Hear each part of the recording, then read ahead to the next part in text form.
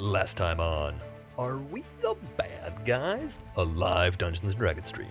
Our protagonists had just finished thatching a roof for their new girlfriend and life partner Jinxie when they deciphered the papers that they had taken off the dead body of a captain of the guard that they had killed and decided to go need to look for something that they weren't sure what it was, but was probably a magic artifact that would be really important and they wanted it really badly, so they decided to go get it.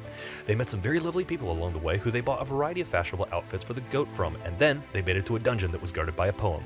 Oh boy, a poem, the most deadly form of creative writing. Actually, I think short stories are the most deadly.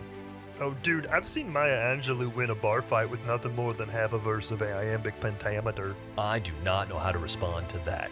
Anyway, it turned out that the dungeon was full of puzzles, and our protagonists figured out that they had to solve the puzzles to get the treasure, otherwise the chat would be really pissed at them. The first challenge was a water temple that took some doing, but they figured out how to throw the switches in the right order to lower the water so that Link could save the princess. Then, there was a room where they had to do some blacksmithing that Katie really wouldn't have approved of. There was also a room where they totally figured out that you had to look in the mirror to figure out what something was, and then they solved it in record time. It was a total Harry Potter thing. You know, first book, The Philosopher's Stone.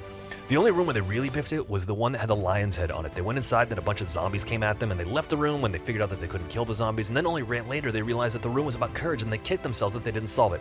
Anyway, they solved all but one of the puzzles, and then, when they went into the final room, they were set upon by some giant tentacles and a big weird eye that Bug, Ben, and Beatty all bravely fought while Kranus shit his pants and developed some new phobias.